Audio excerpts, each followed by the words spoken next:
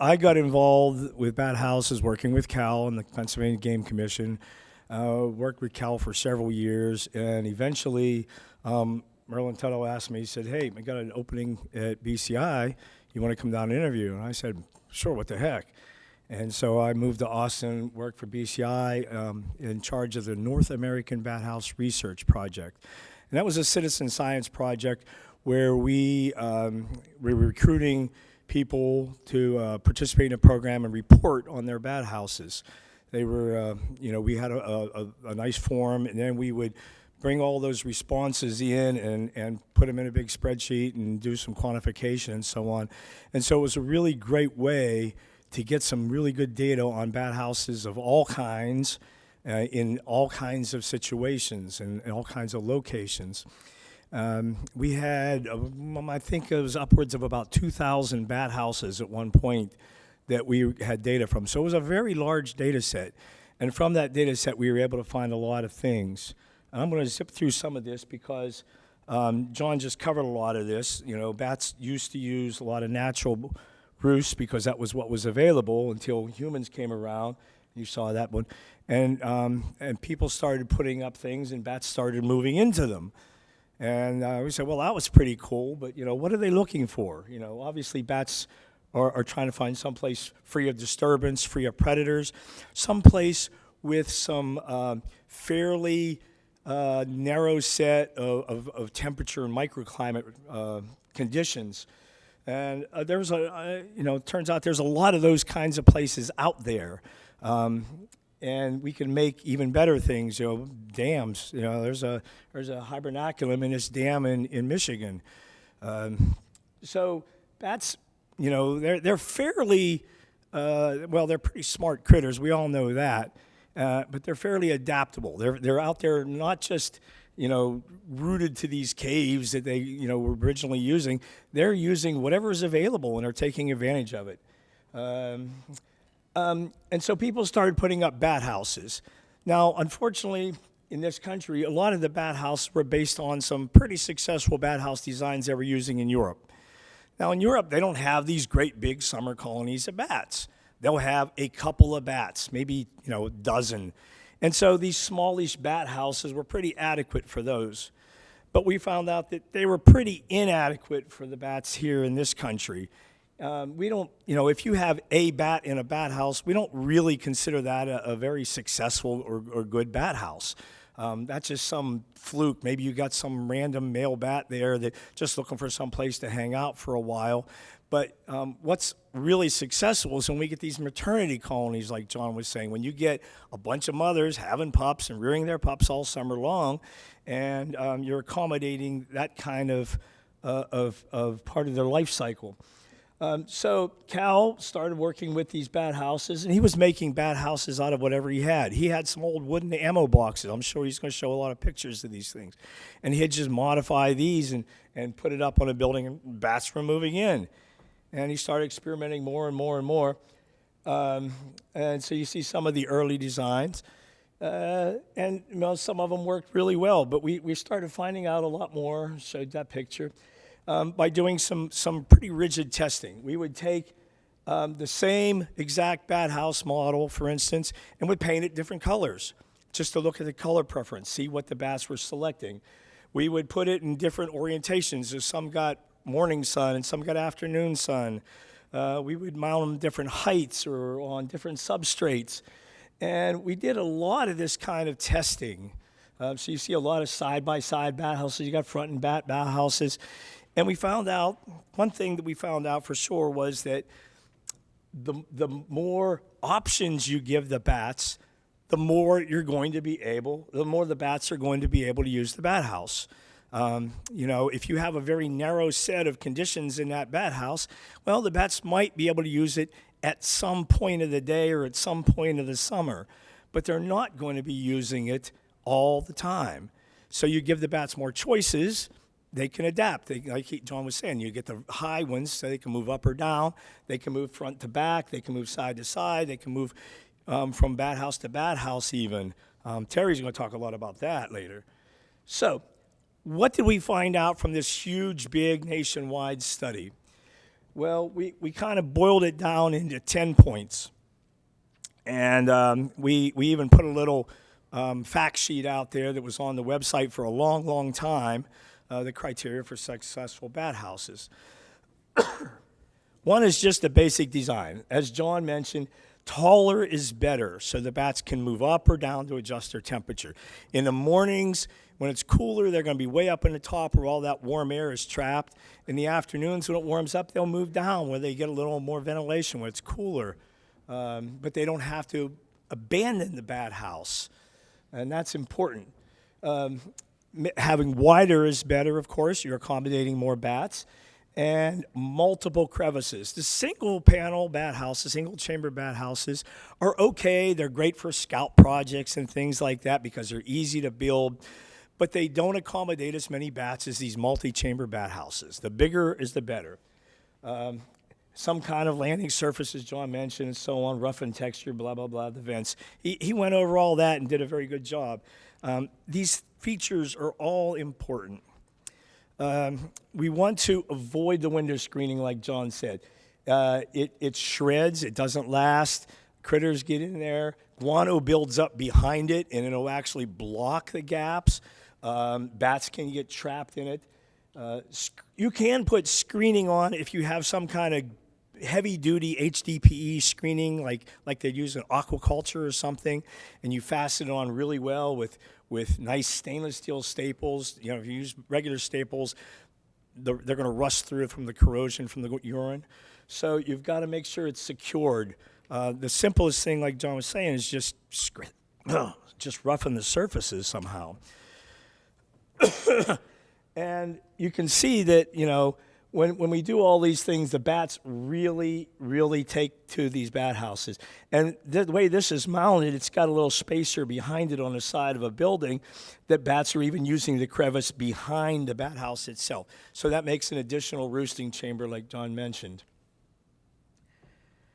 And building the bat houses, we use thick, like John said, nice thick plywood. John took half my talk, so I'm just going to go quickly.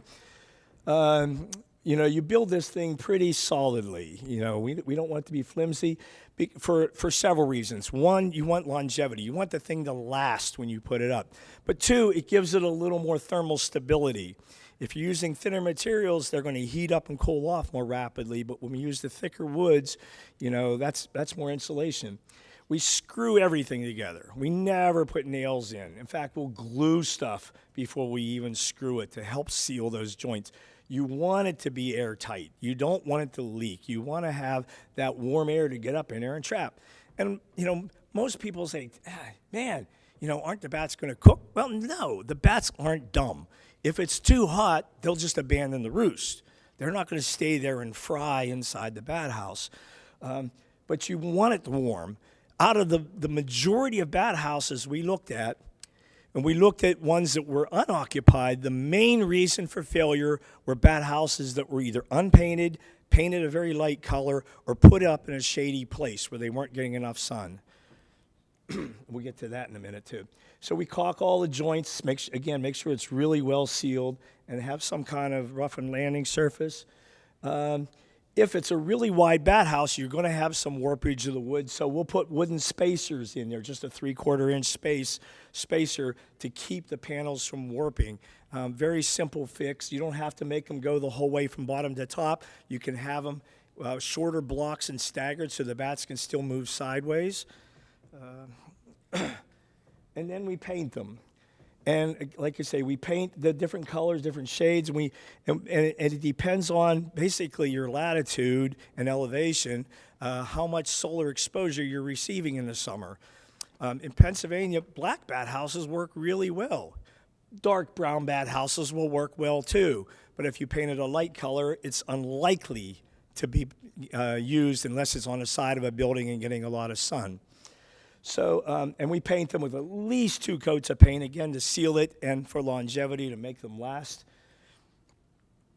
And if you're not sure, if you have any questions at all, put up more bat houses.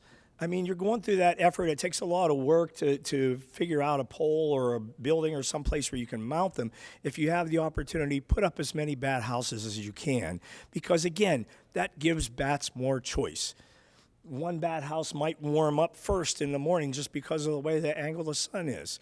And the bats may be using that earlier, and then they may switch over to another bat house in the afternoon. So you give them options.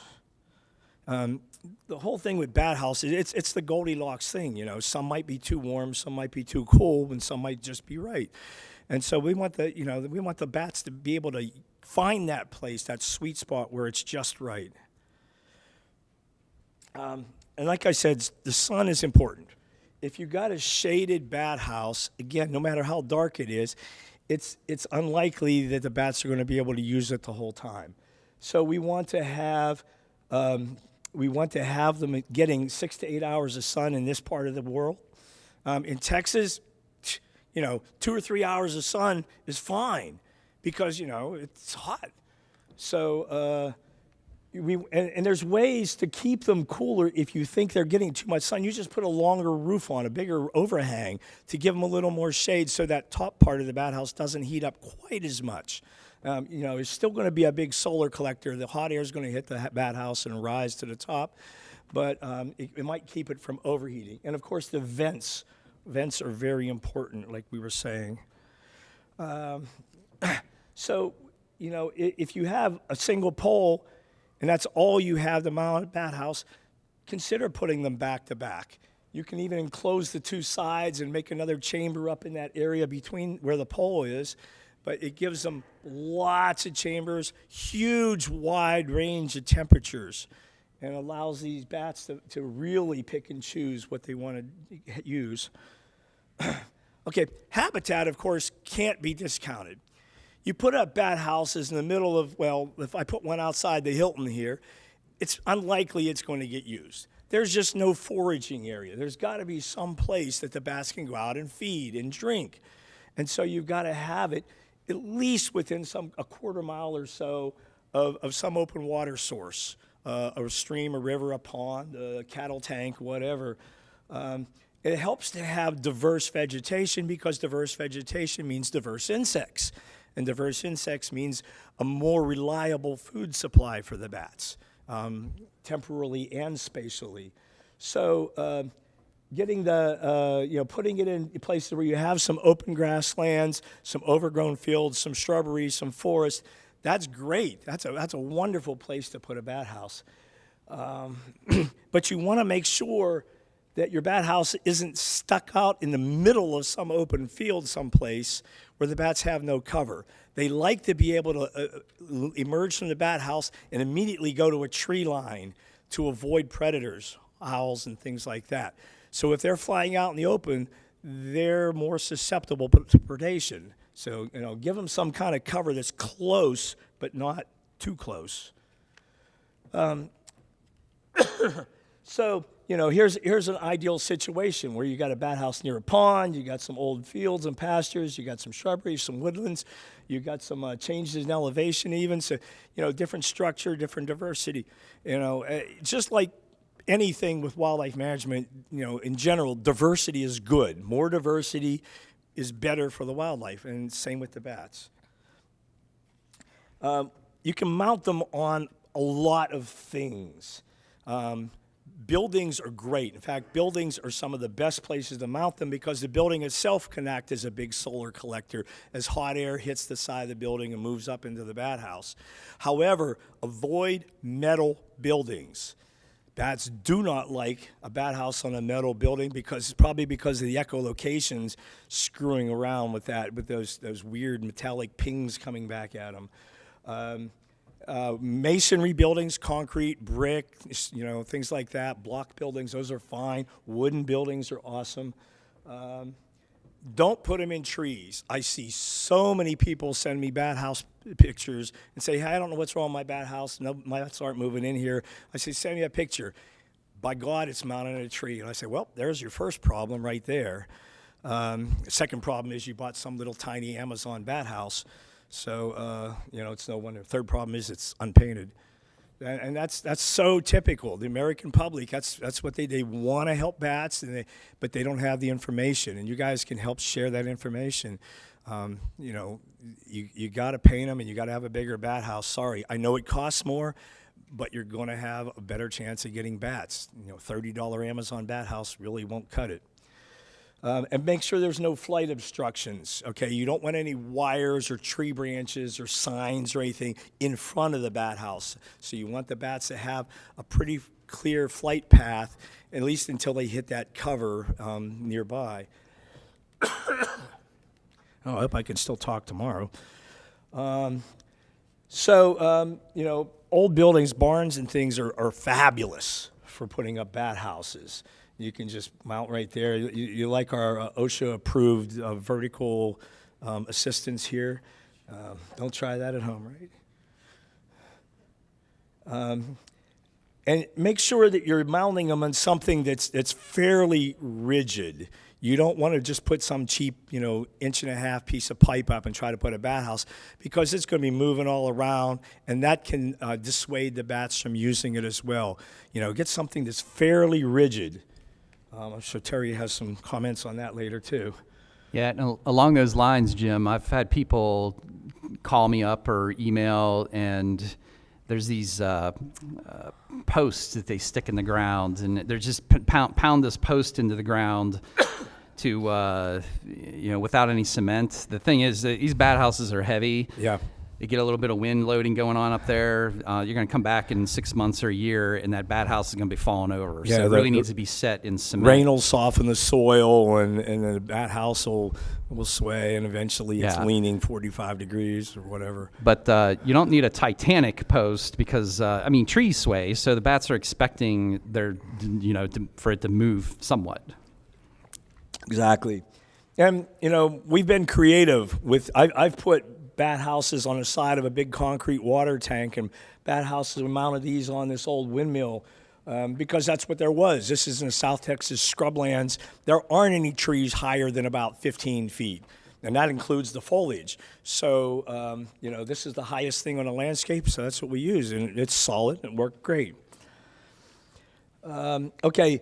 I've mentioned predators before. I won't belabor the point here about, you know, avoiding anything that can be a perch nearby the bat house, near the bat house.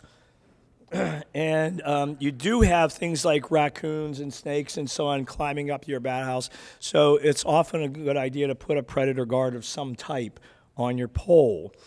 You will also have woodpeckers damaging your bat house. There's not much you can do about that, except maybe get a metal bat house. Or sheathe it in metal. And you do have to maintain your bat house. If you guys have bluebird houses out somewhere, you go out every year, you clean out the bluebird house, and you check it, make sure it still works, and maybe paint it if it needs it, whatever. Same with bat houses. You got to clean them every winter when the bats are gone. You know, bats and wasps can coexist quite well. We have lots of videos and photographs of a bunch of wasp nests with bats roosting right beside them. No big deal. But if they build up so much, that reduces the amount of space that the bats can use. Same with spider webs. And there's easy ways to do this. You don't have to take the whole bat house down. You can, if you have a pressure washer or high pressure hose or something, you can just go up there and squirt water and spray it in. Or you can take a piece of 1/2-inch PVC pipe and just put it up in there and just whip it back and forth and knock all that crap out. It's pretty simple, low tech. But when you're doing the winter maintenance, it's a good time to also check for cracks, make sure that things haven't warped or split or the woodpeckers haven't made holes. You know, seal all those babies up, paint it again if it needs painted, repair the roof, you know, do a little maintenance. And your bat house will last a lifetime. So, timing can be pretty important as well. You can put up a bat house any time of the year. Doesn't really matter. But if you really are trying to get bats to use it like right away, then you want to get it up in the winter before they come back from their hibernation. You know, the bats have particular loyalty to things because they have memory, and they'll remember where those roosts were. But they're also constantly searching out new sites, and they're looking for things because you think about it. before these human structures, when they were just living in the forest, they'd have a snag and have a crack or a hollow or some loose bark. That stuff's not around forever. That's pretty ephemeral. The bark sloughs off, the tree falls over, whatever. So the bats are constantly, they have in their minds, continually search for new and better roosts. And if you have a bat house that is superior to what they've been using, they'll use your bat house. And of course, if you are going to do an exclusion in a building, if you have a problem with bats inside an attic or something, put some damn bat houses up before you do the exclusion to give the bats that roost, give them that opportunity to remain there on the site, but not be a problem for the homeowner. And, we encourage experimentation, and that's what Terry's all about, experimentation. So, there are some tried and true nursery house plans out there and variations of those nursery house plans, but, there could be something even better coming up down the road, new materials and new construction techniques we don't know about. So it really helps to, test things and put up more than one. If you have bats and your bat house is successful, great. Put up another bat house. You say, well, why? This one's already working. Well, because whatever you do to that next one might even be better. You don't know. We've tried. There was a guy, a Texas bat house builder, made plastic bat houses out of PVC. He actually took big pieces of PVC pipe and cut them and put them in his oven in his kitchen to soften them and flatten them out, because you can't get PVC in sheets. His wife hated that because it stunk up the house. Probably didn't do very good for much for his health either, but he would build bat houses and glue all these together, and they were amazing. They were really lightweight. They lasted a long time. He had 2 pieces of PVC pipe, top and bottom, and then he ran this plastic mesh around them. So there weren't even solid baffles in there. It was just mesh inside. And so they could even accommodate even more bats per volume than the wooden ones could. So they were really cool. And, of course, you could paint them different colors and other things. But you have to be careful. Here's one using I think this is some foam board inside with some like rhino coat on it or something like you'd put in a truck bed. There's all kinds of things you can test and try, making a better, longer lasting, superior bat house. So we had the Bat House Builder's Handbook back in the day, which is no longer in print and it's no longer available on BCI's website as far as I can tell. Merlin just put out the new Bat House Guide, which is pretty much everything that was in the Bat House Builder's Handbook and then some. It's kind of updated.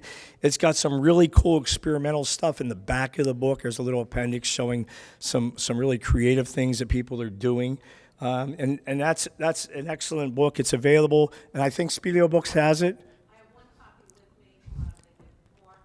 We actually have a case of the old book at the house, so if anybody wants the old book, I have it for $5. There you go. If you want the old Bat House Builder's Handbook, there's still a stash of them, the secret stash. So in here, this is basically the design we put out. And we did this to minimize the materials and cost, of course, but still make it effective. This bat house can be made with a half a sheet of half-inch exterior plywood, a half a sheet of quarter-inch plywood, and a 2x6. I mean a 1x6, sorry, 1x6 by 8. So the 1x6 forms the sides, the roof supports, and the spacers. And the quarter-inch was for the panels inside, the baffles. And so that was a really inexpensive, easy to build thing. We have step-by-step instructions. There's a side view, there's a bottom view. Worked great. But you have to check your bat house. Again, don't just put it up. I've seen a lot of projects, mitigation projects and so on, where they'll put up 20, 30 bat houses on a site and, pat themselves in the back, say, good job, and walk away, and that's it. And then, in 2 years, the bat houses are all falling apart and coming off the poles, and the squirrels have chewed holes in them and everything. So you have to keep on these. Monitoring and maintenance is critical for any of the work.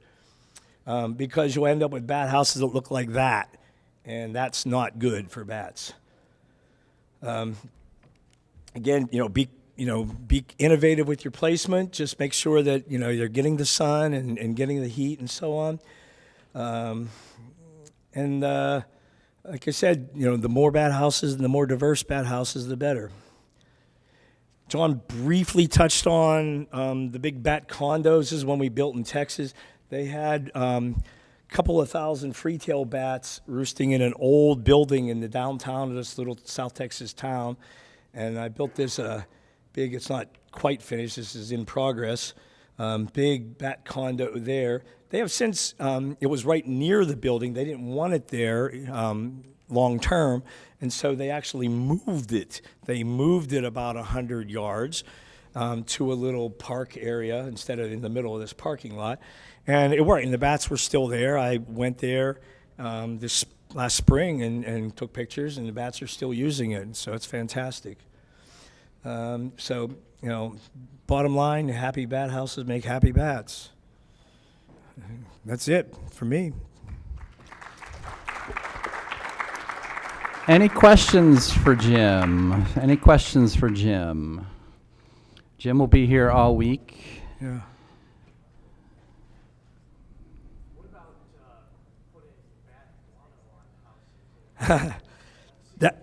That's a good question. In all the tests we've ever run, bat guano didn't appear to have any positive effect on bat house occupancy.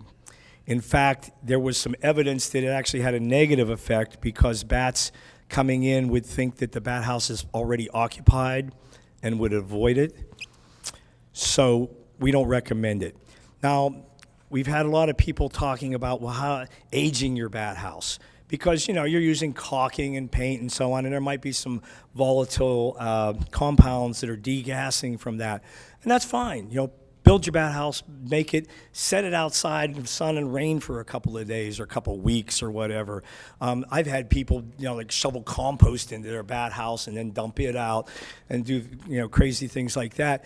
But if it doesn't have that new home smell, that may be a lot more attractive to bats. Although we have also seen bats move into brand new bat houses like within a week after they put up. So, who knows what bats are thinking. But yeah, I would not recommend the guano thing at all. Good question though. Anybody else? All right, thanks for having me, everybody.